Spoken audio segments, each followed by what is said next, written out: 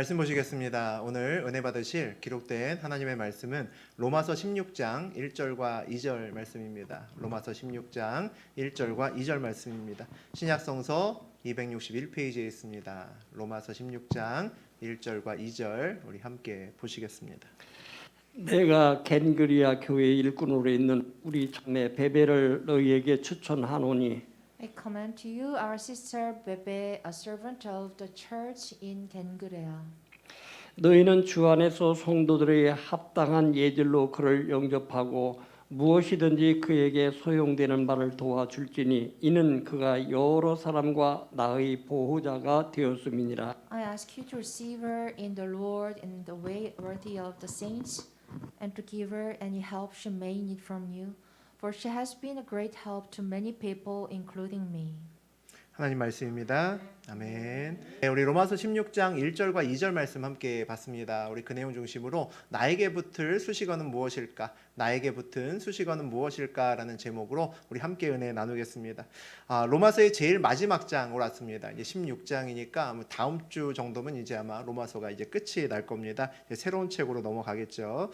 우리 16장은 이제 가장 마지막에 있는 장인데 이 장은 로마 교회에게 우리 바울이 베베라는 사람에게 오늘 우리가 쭉 함께 읽고 또 이전에 1년 넘게 함께 나눠왔던 이 로마서라는 편지를 써서 베베라는 사람에게 주고 그 편지를 이제 그 로마 교회에 전합니다. 그러면서 이 베베라는 사람을 소개하는 그런 내용으로 되어 있습니다. 그리고 로마에 있는 바울의 동역자들에게 문안과 안부를 묻는 그런 내용으로 이루어져 있습니다.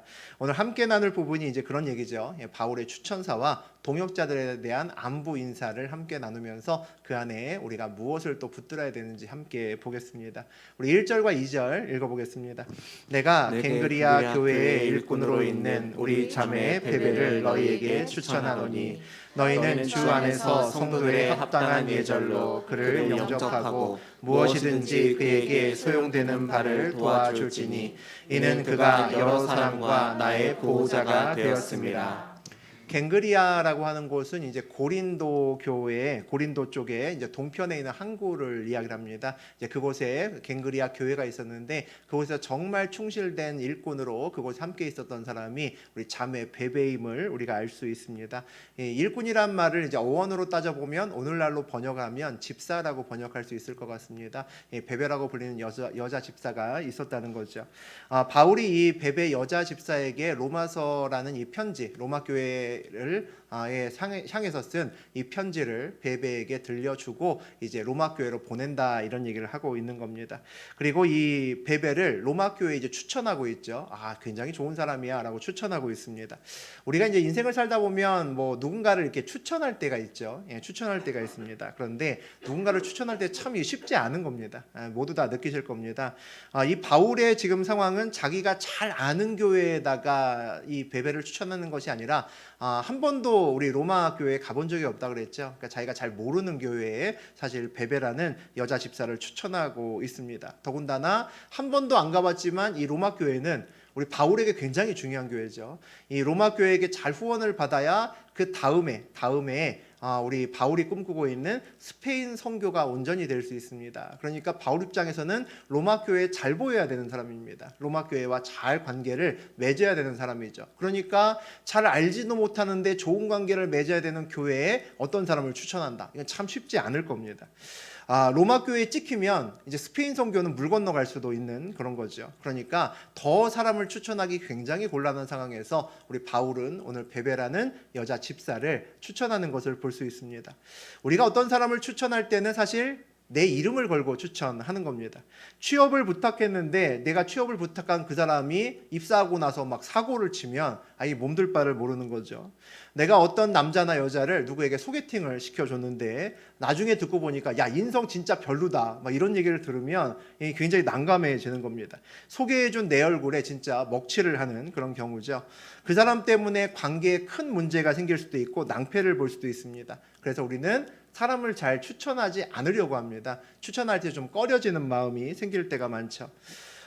내가 어떤 사람을 추천할 때도 그래서 강하게 추천하기보다는 좀 다른 말로 추천할 때가 사실은 굉장히 많습니다.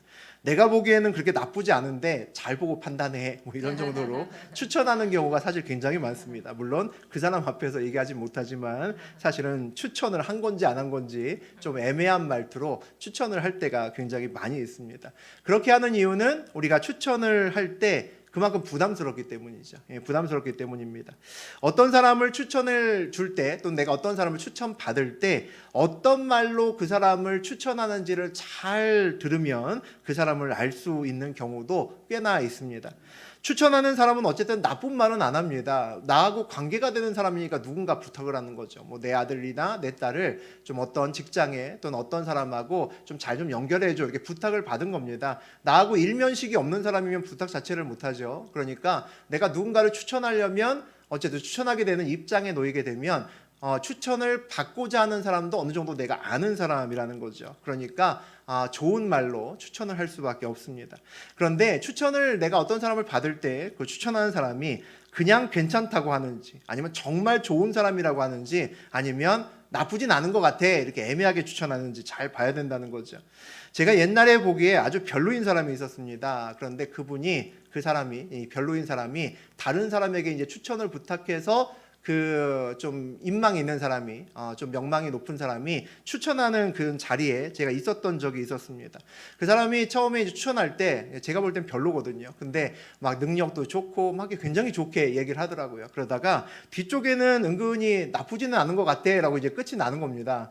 그런 이상한 추천을 제가 들었습니다. 그러니까 앞뒤가 안 맞는 거죠. 되게 좋다라고 얘기를 했다가 마지막에 다 듣고 보니까 나쁘지는 않네 정도로 끝난다는 거죠.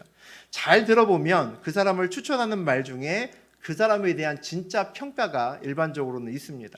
추천하는 칭찬 중에서 그 사람에 대한 진짜 평가를 골라낼 수 있다면 그것도 삶을 온전히 살아갈 수 있는 지혜가 아닌가 싶습니다. 만일 어떤 사람을 추천받았는데 이 사람 정말 좋은 사람이다. 야, 내 딸이 있으면 그냥 시집 보내고 싶다. 내 아들이 있으면 그냥 장가 보내고 싶다. 뭐 이 정도로 어떤 사람을 추천한다면 내가 그 사람을 오늘 처음 보는 거고 그 사람에 대해서 아무것도 몰라도 이 사람 쓰고 싶다 라는 생각이 훅 들어가겠죠. 아마 그럴 겁니다. 이런저런 능력이 좀 떨어지고 뭐 대학교도 그렇게 좋지도 않고 또 여러 가지 어학적인 능력도 그렇게 좋지 않아도 그래도 이 사람 뽑아야 되지 않을까라는 생각이 들 수 있을 겁니다. 그런 것이 추천이죠. 오늘 바울이 베베를 어떻게 추천하는지를 보니까 참 놀랐습니다. 우리 본문을 보니까 너희는 주 안에서 성도들의 합당한 예절로 그를 영접하고 무엇이든지 그에게 소용되는 바를 도와줄지니 라고 이렇게 추천합니다. 바울이 로마 교회에게 마음을 다해서 그를 환영해 주어라 라고 이야기를 하고 그가 무엇이든지 원하는 것은 그냥 들어줘 라고 그렇게 이야기를 합니다. 내가 어떤 사람을 소개해 주면서 그가 연봉이든 처우든 달라는 대로 다 줘라, 후회하지 않을 거다, 이렇게 얘기를 한다면 소개받는 사람이 이 대단한 사람이구나 라는 생각이 들 겁니다. 능력도 뛰어나겠지만 상대편이 그렇게까지 추천한다면 정말 신뢰하고 믿을 만한 사람이기 때문에 그렇게 추천하는 거죠. 정말 보증할 수 있는, 내 이름을 걸고 보증할 수 있어 라는 사람이 될 때만 우리가 그 정도로 추천할 수 있을 겁니다. 나를 베베처럼 소개시켜 줄 수 있는 바울과 같은 사람이 여러분 주변에 있는지 모르겠습니다. 있다면 몇 명이나 있을까? 나를 추천하면서 이 사람 정말 좋은 사람이니까 그냥 해달라고 마음대로 해주고 그리고 그냥 쓰면 돼, 나 믿고 그냥 써 라고 얘기해 줄 수 있는 사람이 몇이나 될까 싶습니다.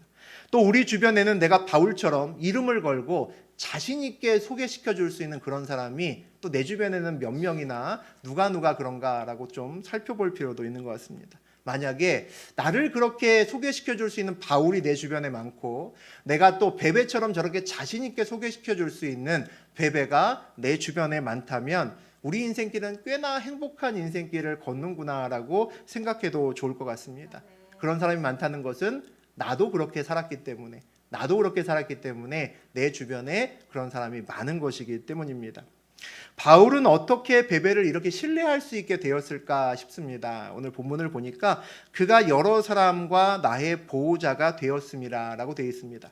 아마 베베가 바울과 함께 꽤나 적지 않은 시간을 함께 걸었던 것 같습니다.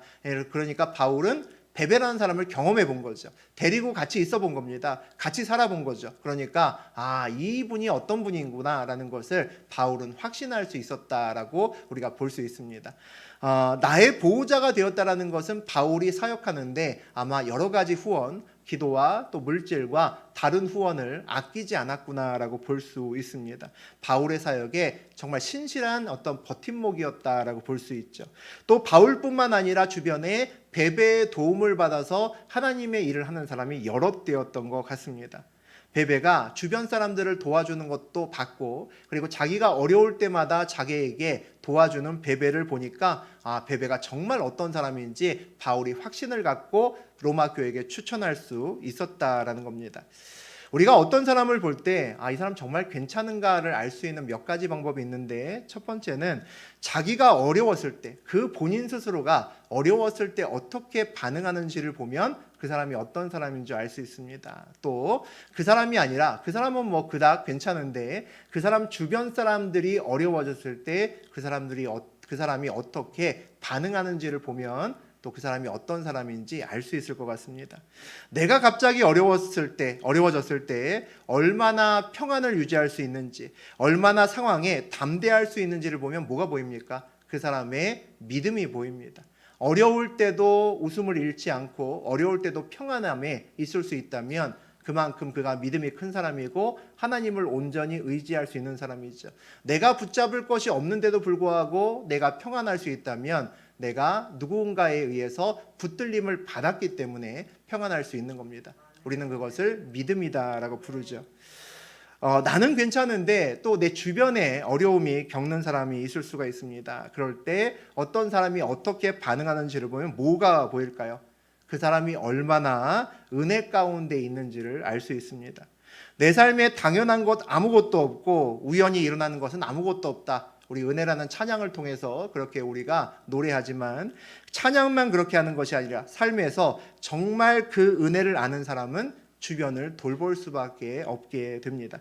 베베는 아마 그런 사람이었던 것 같습니다. 받은 은혜가 얼마나 큰 줄 알고 그 주변에 짐을 함께 져주었던 그런 사람이었던 거죠. 베베와 같은 사람들이 많은 교회는 정말 좋은 교회겠죠. 신랑감, 신부감으로 추천할 청년이 많은 교회는 좋은 교회입니다. 우리 임마누엘 교회가 그런 교회가 됐으면 좋겠습니다. 어딘가 일할 사람이 필요할 때 우리 성도 누구누가 있는데 이분 정말 믿을만하니까 내 이름 걸고 내가 보증할 수 있으니까 그냥 데려다 쓰면 된다. 후회하지 않을 거다. 라고 얘기할 수 있는 분이 우리 교회에 많고, 또 그렇게 추천할 수 있는 분도 많았으면 좋겠습니다. 우리 3절에서 5절까지 같이 읽어보겠습니다. 너희는 그리스도 예수 안에서 나의 동역자들인 브리스가와 아굴라에게 문안하라. 그들은 내 목숨을 위하여 자기들의 목까지도 내놓았나니 나뿐 아니라 이방인의 모든 교회도 그들에게 감사하느니라. 또 저희 집에 있는 교회에도 문안하라. 내가 사랑하는 에베네도에게 문안하라. 그는 아시아에서 그리스도께 처음 맺은 열매니라. 바울이 이제 유명한, 우리 신약 성경을 읽다 보면 여러 차례 나오는 유명한 이름이 있습니다. 브리스가와 아굴라, 또는 브리스길라와 아굴라라는 이름이 사도행전부터 비롯해서 다윗의 또 여러 서신서에 함께 나옵니다. 브리스가가 아내고 아굴라가 남편입니다. 우리 고대 시대에 일반적으로 남성 중심 사회이기 때문에 부부의 이름을 부를 때 여성이 앞에 나오는 경우는 극히 드문데, 여성이 앞에 나온다는 것은 그만큼 이 브리스가라고 한 아내가 정말 주님의 아주 탁월한 그런 일꾼이었다라는 것을 볼 수 있고, 또 교회에서 그 당시에 남녀 차별이 굉장히 심했어도 불구하고 남녀 차별하지 않았다는 겁니다. 여자가 더 뛰어나면 앞에 세워줄 수 있는 그런 교회였다라는 것도 우리가 볼 수 있습니다. 이 브리스가와 아굴라 부부는 우리 바울이 고린도에서 사역할 때 만났던 부부입니다. 그들을 언급하면서 오늘 특별한 수식어를 붙입니다. 내 동역자다. 이 사람들 내 동역자야. 라고 이야기를 합니다. 우리가 동역자란 말은 많이 쓰지만 이 사람 내 동역자야 라고 부를 수 있는 사람은 생각보다 별로 많지 않을 겁니다. 바울같이 정말 세계적인 사역을 했던 사람, 엄청난 사역을 했던 사람이 동역자가 무진장 많죠. 그랬던 바울도 이 사람 내 동역자야 라고 이렇게 강하게 소개시켜 줄 수 있는 사람은 그도 역시 그렇게 많지 않았습니다. 우리 성경을 읽다 보면 바울이 이 사람 내 동역자야 라고 소개했던 사람들의 이름을 보면 디모데나 디도나 마가나 아리스다고 또 누가 정도가 그랬습니다. 그러니까 이 아굴라와 브리스가가 바울에게 얼마나 친밀하고 함께 걸었던 동역자인지 알 수 있습니다. 바울이 어떤 사람을 이 내동역자라고 특별하게 꼭 집어서 얘기하는 걸까? 오늘 본문을 봤더니 자기의 목숨을 위해서, 바울의 목숨을 위해서 자기 목까지도 내놓을 수 있는 그런 사람이야, 이렇게 소개를 합니다. 야, 정말 어떤 사람이 이럴까요? 정말 쉽지 않은 그런 마음일 겁니다. 나에게는 이런 사람이 정말 있나? 몇 명을 고사하고 몇 명이나 있나? 라는 한 명이라도 있을까라는 생각이 들기도 하죠. 내가 무슨 큰일을 당할 때 발벗고 함께 어려움을 같이 하고 도와줄 사람이 내 주변에는 몇이나 되나라는 생각이 듭니다. 내가 어려운 일을 당할 때 확인되는 사람들이 있습니다. 그 확인되는 사람들 중에 잘 보면 내 동역자가 있습니다. 그때만 우리가 확실하게 구분할 수 있는 그런 사람들이 있습니다. 또 그런 시간에 우리는 내가 그동안 어떻게 살았구나라는 것을 스스로 평가할 수 있는 또 겸허한 시간을 우리가 맞이하기도 합니다. 정말 브리스가와 아굴라와 같은 동역자가 내 주변에 정말 있다면, 그런 사람을 내가 인생길에서 만든다면 우리 인생길은 정말 살만할 겁니다. 내가 돈이 별로 없어도 높은 자리에 올라가지 않아도 내가 그런 사람과 인생길을 함께 걷는 것만으로도 내게 풍성한 기쁨이 반드시 있을 겁니다. 우리가 그리스도인으로 살아가면서 가장 큰 선물이 바로 이런 동역자를 만들고 그들과 함께 인생길을 걸을 수 있다는 겁니다. 이게 그리스도인만 누릴 수 있는 엄청난 축복이라고 저는 생각합니다. 세상에서 이런 사람 만들기는 거의 불가능에 가깝습니다. 이익을 추구하고 서로 잘 살려고 하고 작은 재원을 더 많이 가져가려고 경쟁하는 사회에서 내가 어려울 때 발벗고 나와 함께 어려움을 같이 겪어주는 사람을 구한다는 것은 거의 쉽지 않을 겁니다. 그런데 주 안에서는 우리가 이런 사람을 어렵지 않게 구할 수 있습니다. 그리스도인은 인생을 걸 만한 가치를 주 안에서 발견하고 그 주를 주 안에서 내 생명을 걸고 나아가는 사람들입니다. 그런 사람들을 그리스도인이라고 부르죠. 그런 사람들은 같은 목적을 가지고 있습니다. 그리고 믿음을 서로 확인하죠. 그리고 서로 독려하면서 한 교회를 이루고 살아갑니다. 그러니까 내가 진짜 믿음으로 서 있고 내가 주님의 길을 따라간다면 여러 사람들과 동역자 관계를 맺지 않을 수가 없는 거죠. 내가 같은 목적을 가지고 같은 길을 따라가고 주를 따라가는데 함께 걷는 동역자가 생기지 않을 수 없습니다. 그러니까 바울과 같은 동역자를 만나는 것이 이거는 초대교회나 있는 일이지 몇천 년 전에나 있지 요즘에 그런 게 어딨어 라고 이야기하지 않아도 됩니다. 내가 믿음으로 바르게 서고 주님의 은혜 가운데 있다면 내 주변에는 반드시 동역자가 생길 수밖에 없습니다. 만약에 아무리 생각해도 나는 그런 동역자 하나도 없던데 라는 생각이 드시는 분도 있을지 모르겠습니다. 어쩌면 그런 동역자가 내 주변에 정말 없는 것이 아니라 내가 아직 온전히 믿음으로 서지 않았기 때문일 수 있습니다. 나부터 먼저 그런 동역자가 되지 않았기 때문에 내 주변에 그런 동역자가 없다는 거죠. 내가 먼저 동역자로 서면 하나님께서는 바울처럼 우리 주변에도 브리스가와 아굴라와 같은 동역자를 반드시 붙여주십니다. 오늘 본문을 보니까 내가 사랑하는 에베네도에게 문안하라. 그는 아시아에서 그리스도께 처음 맺은 열매니라. 이 에베네도가 브리스가와 아굴라의 가정교회, 그 가정교회의 신도로서 함께 주를 섬겼던 사람이었던 것 같습니다. 근데 그를 소개하는 문장에서 보니까 처음 맺은 열매라고 이야기를 합니다. 아시아 지역, 특히 에베소 지역에서 아마 전도할 때 바울의 전도를 받아서 하나님을, 그리스도를 영접했던 그런 사람이었던 것 같습니다. 옛날 성경을 보면 처음 맺은 열매라는 것을 어떻게 번역을 해놨냐면 처음 익은 열매라고 번역을 해 놓았습니다. 복음을 전하면 여러 사람이 받아들일 수 있습니다. 그러나 그 여러 사람이 복음을 받았지만 그 중에서 진짜 열매를 맺는 사람은 소수죠. 열매를 맺는 사람도 소수인데 그 중에서 익은 열매가 되는 사람은 더 적을 겁니다. 내가 누구에게 복음을 전했는데 그 사람이 익은 열매까지 돌봐야 그 사람이 내 인생에 남습니다. 내가 누구에게도 복음 전하고 여러 사람에게 복음 전하고 그 사람을 또 교회에 데려오고 그런 일이 있죠. 그런데 내가 오랫동안 전도도 많이 해왔고 한 사람들의 쭉 리스트를 내가 보면 그 중에서 오래 남아있는 사람이 있습니다. 또 앞으로도 계속 남아있을 것 같은 사람들이 있죠. 그 사람들이 보통 익은 열매입니다. 전도한 사람을 내가 돌봐서 익은 열매까지 만들어야 그 그 사람이 나에게 남습니다. 익은 열매로 남는다는 것은 그 사람이 내 인생의 동역자로 함께 섰다는 겁니다. 전도하면 익은 열매가 될 때까지 우리가 마음을 다해서 섬기고 돌봐야 되는 이유가 또 여기 있습니다. 우리 6절과 12절 봉독합니다. 너희를 위하여 많이 수고한 마리아에게 문안하라. 주 안에서 수고한 드루베나와 드루보사에게 문안하라. 주 안에서 많이 수고하고 살아가는 버시에게 문안하라. 많은 이름들이 계속 줄줄줄 나오는데 그 중에서 특히 6절과 12절에 보면 헌신하고 수고한 사람으로 기억되는 사람들의 이름이 나옵니다. 주 안에서 몸을 아끼지 않고 수고한 사람들의 이름을 바울이 기억하고 있다는 거죠.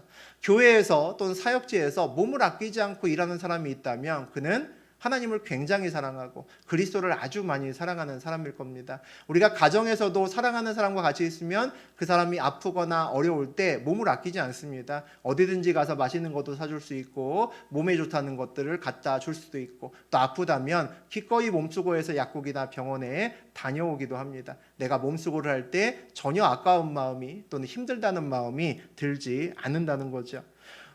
마리아나 드루베나나 드로보사, 버시 이런 이름들이 주 안에서 정말 수고를 아끼지 않았던 참 보배 같은 이름이구나라는 것을 볼 수 있습니다. 우리 7절 같이 보겠습니다. 내 친척이요 나와 함께 갇혔던 안드로니고와 유디아에게 문의하라. 그들은 사도들에게 존중이 여겨지고 또한 나보다 먼저 그리스도 안에 있는 자라. 안드로니고와 유니아라는 사람이 나옵니다. 이들은 바울과 함께 감옥에 갇혔던 사람들이라고 그렇게 추억하고 있습니다. 정말 힘들 때 바닥이었을 때도 바울을 떠나지 않았고 같이 감옥에 들어갈 만큼 신실했던 사람들이라는 거죠. 잘 나갈 때는 함께 있는 사람들이 많죠. 굳이 내가 누구를 부르지 않아도 가만히 있어도 사람들이 꼬입니다. 내가 돈도 많고 또 높은 자리에 올라가 있으면 사람들이 계속 꼬이죠. 그런데 어려울 때는 보통 사람들이 다 떠나거든요. 사람들이 남아있지 않습니다. 그런데 바울에게는 가장 어려울 때도 그 자리를, 이 감옥이란 자리도 피하지 않고 그 옆을 지켜주었던 사람들이 있었다는 거죠. 바울이 그 감옥에 들어갈 때 뭐 돈이 많았는데 들어갔겠습니까? 뭐 높은 자리에 있었는데도 들어갔겠습니까? 아무것도 없었으니까 모함도 받고 그래서 감옥에 들어갔겠죠. 그러니까 영화에서처럼 야, 너 깜빵 한번 갔다 오면 내가 이만큼 줄게 뭐 이렇게 갔다 온 사람들 아닙니다. 전부 다 아무것도 없는데도 대가 없이 그와 함께 가장 어려웠던 자리를 지켰던 사람들이 있었다는 거죠. 그러니까 바울의 인생길에 우리가 알지만 그가 그리스도를 만난 이후에 참 고생도 많이 했고 험한 꼴도 많이 봤지만 바울의 인생길을 누구나 하나도 불행했다라고 얘기할 수 없는 가장 중요한 이유 중에 하나가 바울이 이런 사람들이 있었기 때문입니다. 가장 어려운 자리, 힘든 자리에도 늘 함께 있었던 사람들이 있었다는 거죠.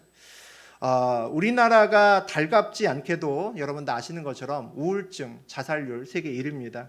우울증은 외로움에서 시작되죠. 내가 철저히 혼자라고 생각했을 때 우리가 우울증이 생깁니다. 다른 사람들은 다 행복한데 나만 안 그런 것 같아 라고 생각이 들기 시작하면 우울감이 몰려오죠. 내 주변에 사람이 많아도 이 사람들 지금 내가 가지고 있는 이것, 뭐 돈이나 다른 것들 사라지면 다 떠날 거 내가 다 아는데 라는 생각이 들면 내 주변에 사람이 많아도 하나도 행복하지 않습니다. 우울증에 걸리죠. 정말 우리에게 안드로니고와 유니와 같은 사람이 정말 단 한둘만 있어도 세상은 정말 살만할 겁니다. 우울증에 걸릴 일 없는 거죠. 내가 어려운 일에 있어도 이 두 사람은 나와 함께 있구나라는 것을 확인하는 순간 나의 모든 걱정이 떠나갈 수 있을 겁니다. 바울은 참 행복한 사람이고 우리도 역시 교회에서 또 주의 길을 따라가다가 나도 내 인생길에서 이런 사람들, 유니고와 같은 사람들을 만들어야겠다라는 생각도 듭니다. 우리 8절, 9절, 11절 보겠습니다. 또 주 안에서 내 사랑하는 암블리아에게 문안하라. 그리스도 안에서 우리의 동역자인 우르바노와 나의 사랑하는 스타구에게 문안하라. 내 친척 헤로디온에게 문안하라. 나기스의 가족 중 주 안에 있는 자들에게 문안하라. 여러 이름들이 나옵니다. 이 외에도 많은 이름들이 있는데 간단하게 이름만 나와 있어서 정확한 것은 알지 모르지만 이 이름들을 잘 보면 굉장히 특이한 사항들이 있습니다. 예를 들어서 암블리아와 같은 이름은 로마 시대의 노예들의 이름 중에서 아주 흔하게 불리는 그런 이름입니다. 그러니까 굳이 우리가 그 시대로 돌아가지 않더라도 저 이름을 가졌으면 로마 시대 노예였구나를 알 수 있다는 거죠. 그런데 바울이 그를 부를 때 사랑하는 암블리아라고 부릅니다. 다른 말로 조금 바꿔서 번역을 하면 친애하는 암블리아라고 번역할 수도 있습니다. 노예에게 바울이 그와 같이 불렀다는 거죠. 존칭을 쓰고 있습니다. 그가 노예를 노예로 대하지 않았고 자기와 똑같은 주 안에 있는 형제로 대했음을 알 수 있죠. 또 동역자인 우르바노도 당시 흔한 노예의 이름이었습니다. 그러니까 우르바노라고 하면 그냥 노예구나, 머슴이구나라고 남들은 다, 당시의 사람들은 모두 다 아는 그런 이름이었다는 거죠. 그를 동역자라고 이야기를 하고 있습니다. 자기와 함께 어려운 짐을 함께 나누어 졌던 사람이라는 거죠. 반면에 수다구라는 이름은 흔하지 않은 이름인데 로마 황실에서 쓰였던 이름입니다. 그러니까 아무나 못 쓰는 이름이죠. 건방지게 그 이름 썼다가는 목이 달아날 수도 있는 이름입니다. 그러니까 수바구라는 사람은 적어도 황실에 굉장히 가까웠던 꽤나 높은 사람이었다라는 것을 알 수 있습니다. 나기수라고 하는 사람은 정확한 데이터는 없습니다만 일반적으로 글라디오 황제의 비서라고 많이들 알려져 있습니다. 그러니까 수다구나 나기수와 같은 이름을 갖고 있는 사람은 당시 시대에 굉장히 높은, 아주 높은 고위층에 있었던 사람이었다는 거죠. 그들이 모두 바울과 관계를 맺고 한 자리에서 함께 예배를 드리는 그런 사람이었다라는 겁니다. 온전히 그리스도인으로 하나 됐다는 거죠. 참 쉽지 않은데 놀라운 일이 일어났구나라고 우리가 볼 수 있습니다. 우리나라에도 기독교가 전파될 때 그랬죠. 기독교가 처음 우리나라에 들어올 때는 양반과 상놈의 기준이 아주 명확했습니다. 우리는 잘 알지 못하지만 옛날 책들이나 또 사극을 통해서 보죠. 양반은 절대 하인들과 겸상하지 않습니다. 어떠한 순간에도 따로 밥을 먹고 항상 그들과 구별된 삶을 살아가죠. 걸어가도 어디를 가도 항상 구분됩니다. 감히 겸상도 하지 않은 이런 신분의 차이에서 교회가 세워졌을 때 양반과 상농 구분 없이 천한 사람들도 모두 다 함께 모여서 같은 자리에서 예배드리고 같은 자리에서 기도하는 것을 우리가 봅니다. 그 신분 차이도 무시한 이유는 뭡니까? 그리스도 때문이죠. 복음 때문입니다. 신분보다 복음이 더 컸기 때문에 신분이 문제가 되지 않는 겁니다. 그들이 신분에 대해서 전혀 생각이 없었던 것이 아니라 그것과는 비교도 할 수 없는 복음을 붙들고 그리스도를 믿었기 때문에 그 위의 것들은 그렇게 중요하게 생각하지 않았기 때문입니다. 오늘날 교회에도 굉장히 다양한 사람들이 모입니다. 성격도 참 다양하고 직업도 다양하고 환경도 참 다양합니다. 서로 많은 것을 가진 사람도 있고 적게 가진 사람도 있죠. 그 모두가 우리 그리스도 안에서 한 교회 안에서는 진짜 하나가 되어야 됩니다. 특히 요즘에는 정치색도 굉장히 문제가 되는 것 같습니다. 근데 우리가 늘 알아야 되는 것은 정당보다는 복음이 더 큰 거죠. 복음이 더 큽니다. 그러니까 교회 안에서 나는 민주당을 지지하는데 저 집사님은 국민의힘을 지지한다 해도 우리는 동역자입니다. 우리가 주 안에서는 하나가 돼야 되고 우리가 어느 정당을 지지하는 것과 상관없이 주의 일을 하는 데는 하나가 되어 함께 걸어갈 수 있어야 되죠. 우리가 복음 때문에 모든 차이를 극복하고 복음에 기뻐하고 믿음으로 서면 우리도 바울처럼 깊은 동역자가 하나 둘씩 생겨나는 놀라운 체험을 하게 되실 겁니다. 세상 사람들을 이렇게 잘 보면 사회생활을 하다 보면 여러분도 느낄 겁니다. 끼리끼리 놉니다. 끼리끼리 뭉치죠. 공부를 잘하고 이렇게 머릿속에 많이 든 사람들, 똑똑한 사람들은 그들만이 이렇게 모입니다. 교수들끼리 모이고 선생님들끼리 모이고 그런 경우가 많이 있습니다. 돈이 많은 사람들은 보통 돈이 최고라고 생각하거든요. 그러니까 돈 많은 사람들끼리 모여서 돈 자랑하고 그들만의 리그를 가지고 있는 경우가 굉장히 많습니다. 힘이 있는 사람들, 좀 높은 자리에 있는 사람들은 역시 마찬가지입니다. 그들끼리 서로 친하고 그들끼리 인맥을 대고 있는 경우가 굉장히 많습니다. 교회는 어떨까요? 여러분 교회 꽤 오래 다니신 분들도 많을 텐데 교회를 잘 보면 누가 어떻게 이렇게 그룹 지어 다니는 것처럼 보입니까? 제가 보니까 저는 믿음의 색깔과 깊이가 비슷한 사람끼리 많이 몰려다닌다라는 생각이 듭니다. 많은 사람들 중에서 믿음의 색깔과 그리고 믿음의 깊이가 비슷한 사람끼리 더 쉽게 교제하고 더 친해지는 것 아닌가라는 생각이 듭니다. 교회에서 믿음의 차이가 크게 나면 동역자가 될 수 없죠. 그러면 누군가 믿음이 좋은 사람이 믿음이 약한 사람을 돌보게 됩니다. 돌봄의 관계가 만들어지죠. 믿음의 깊이가 비슷해야 또는 적어도 어떤 믿음의 단계 이상으로 넘어가야 그 다음에 동역자를 우리가 만날 수 있습니다. 교회 안에서 시작은 누구나 돌봄으로 시작합니다. 처음에 교회 얼마 되지 않으면, 온 지 얼마 되지 않으면 누군가 늘 나보다 믿음 좋은 사람이 챙겨줘야 되고, 어려운 일이 있을 때도 그들을 위로해주고 함께 넘어갈 수 있도록 도와줘야 됩니다. 누구나 돌봄의 대상으로 시작하지만 우리의 믿음의 여정의 끝은 동역자로 성장하고, 그리고 믿음 약한 사람을 돌보아 줄 수 있는 사람 모두가 되시기를 주의 이름으로 축복합니다.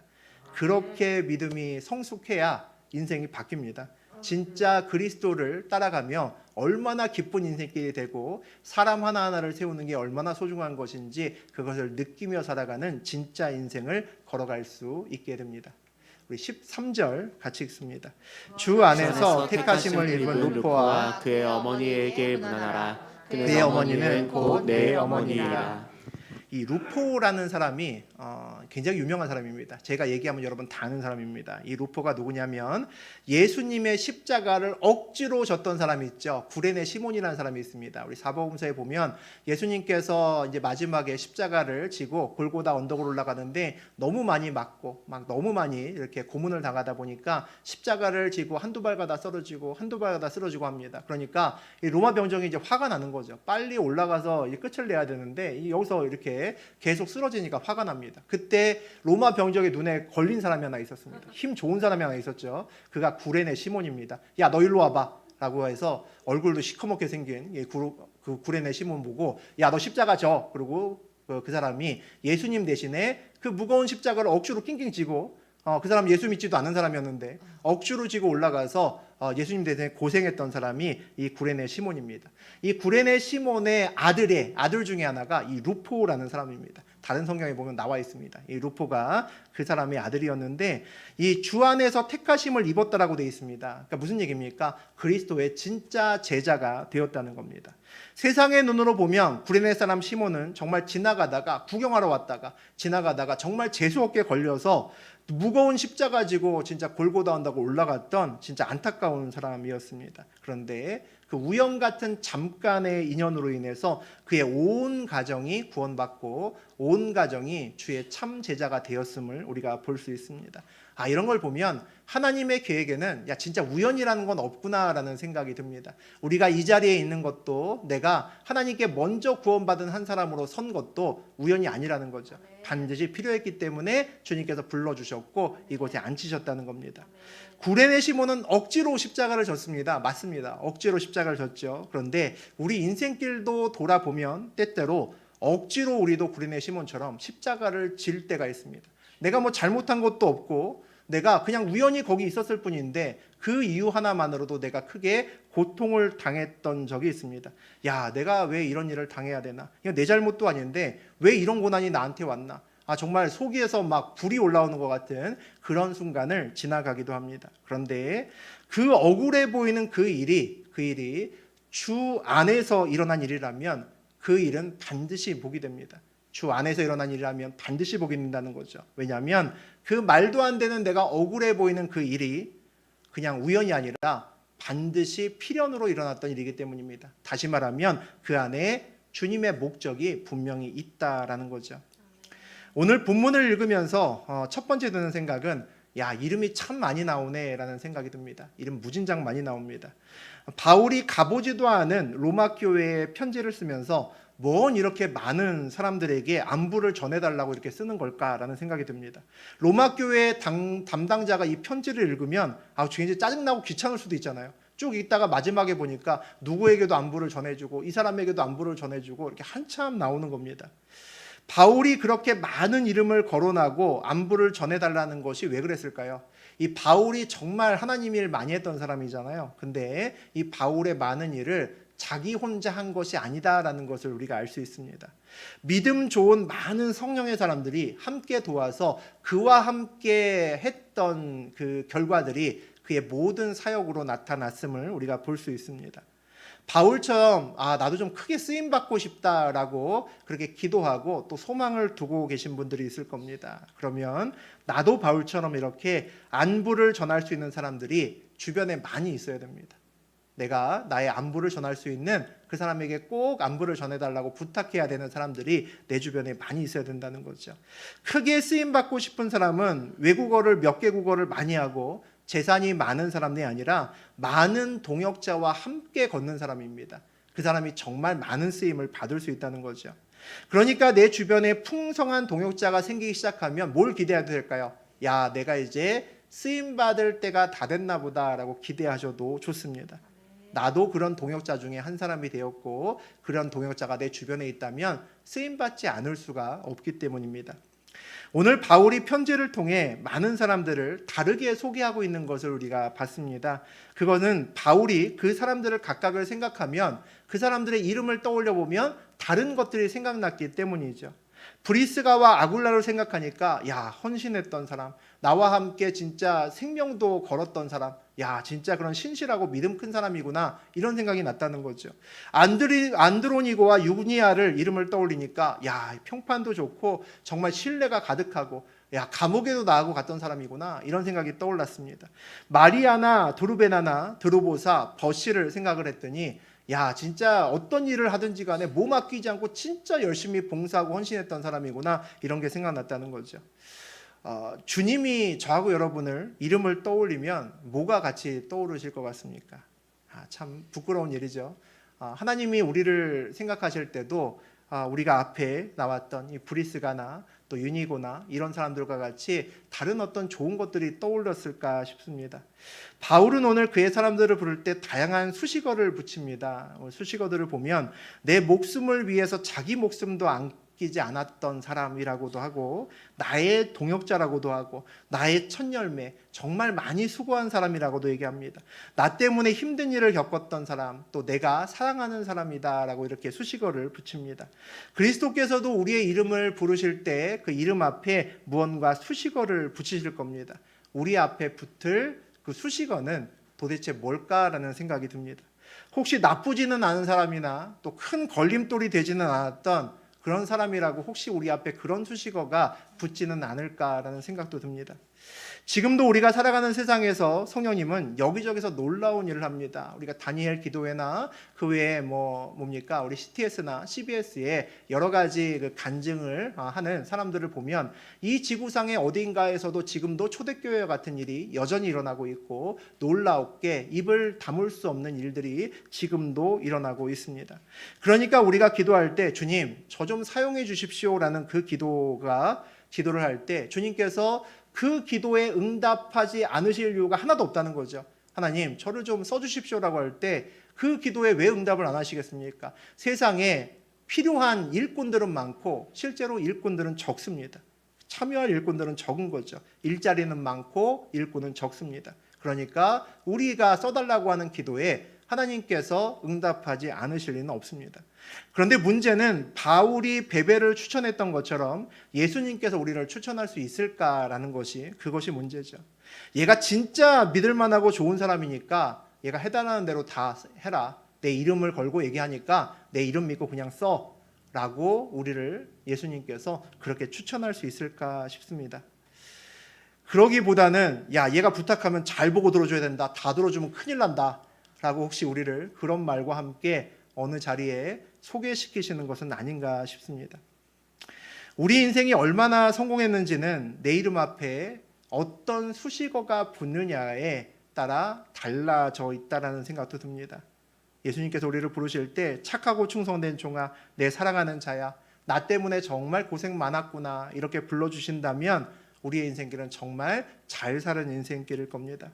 그렇게 우리가 살아간다면 우리가 기도하는 것마다 하나님께서 응답하실 것이고 또 오늘 바울처럼 함께 걸어가는 동역자들로 풍성한 인생길을 걸을 수 있을 겁니다.